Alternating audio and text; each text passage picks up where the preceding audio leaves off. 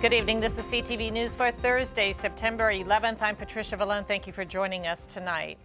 Well, it has been 13 years since the September 11th terrorist attacks. Today, people all around the nation are remembering the tragedy. This morning, President Barack Obama led the White House staff in a moment of silence to mark the anniversary.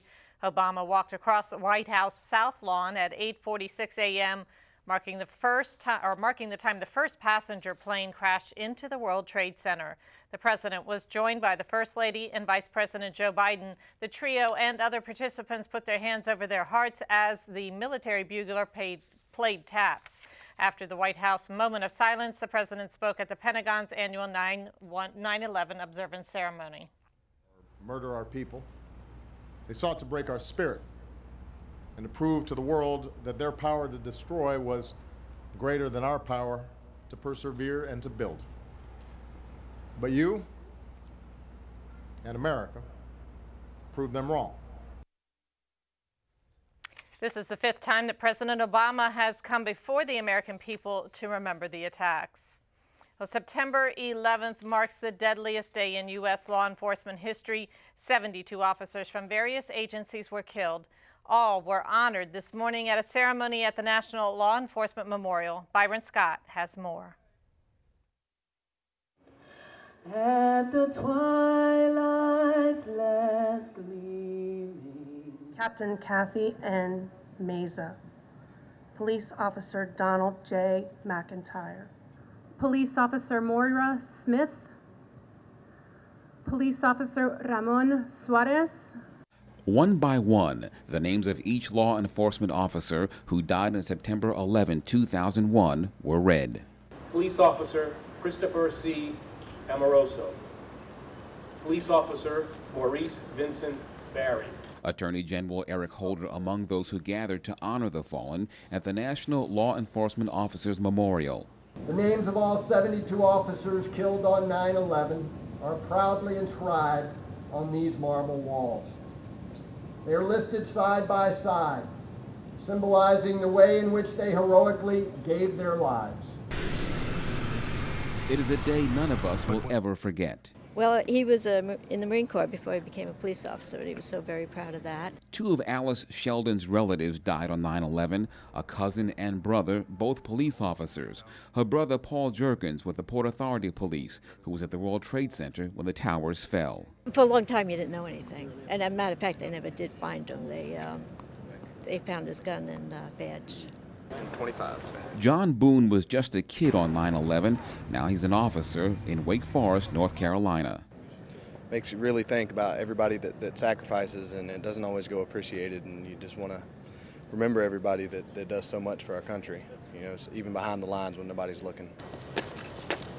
Following remarks, members with the MPD placed a wreath near the wall. The names of the fallen officers are on line 23, panels 9 through 22. Police Officer Kenneth Tejan.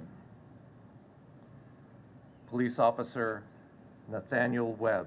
May these fallen heroes of America rest in peace, and may they never be forgotten.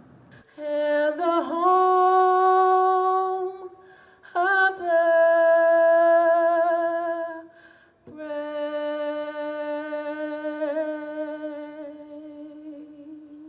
In Washington, D.C., Byron Scott, CTV News.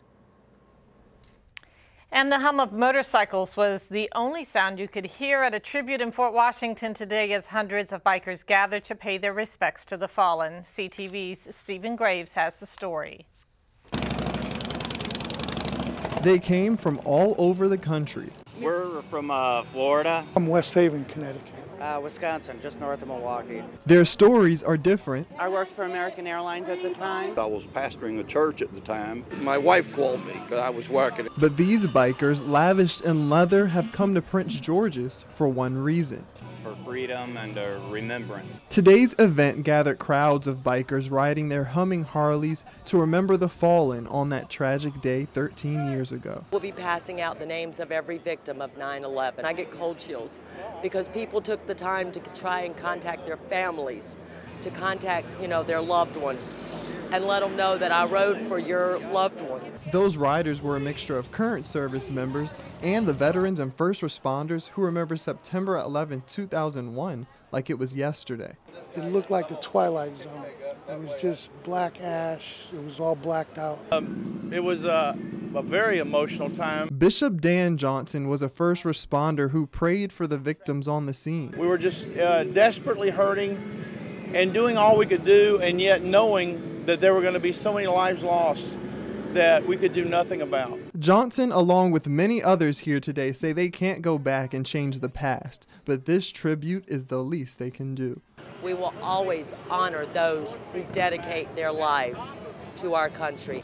Now this is the special area where all the veterans and first responders have parked their bikes, and by the end of the day today, they will have all converged in D.C. in remembrance of the first responders who passed away, as well as the victims.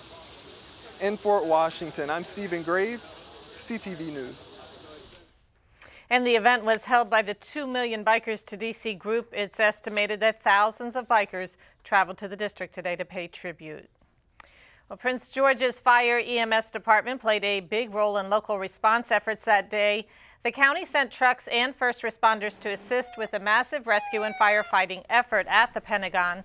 Every year on the anniversary, the Public Safety Agency pauses to memorialize the exact moments the planes crashed and the towers collapsed. Throughout the morning, special alerts were issued as Chief Mark Bashore read radio announcements over the emergency dispatch system. Attention all stations and units on the air. Please stand by for a special message. 13 years ago at this moment, on September 11, 2001, the South Tower of the World Trade Center in New York collapsed in a stunning 10 seconds, taking the first firefighters to their tragic death. The unthinkable had happened. Please observe a moment of silence to remember the lives of those lost in the collapse of the South Tower.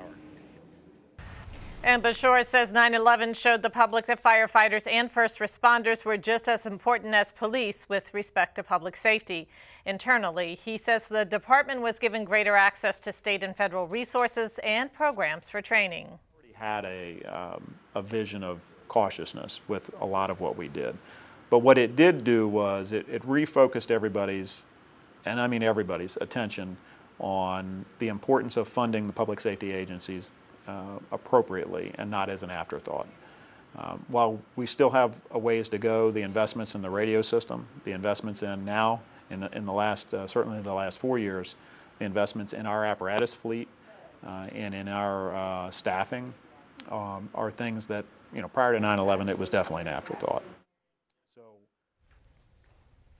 The chief says in addition to playing a vital role in the local response efforts, the county fire EMS department sent support personnel to New York City to assist at Ground Zero.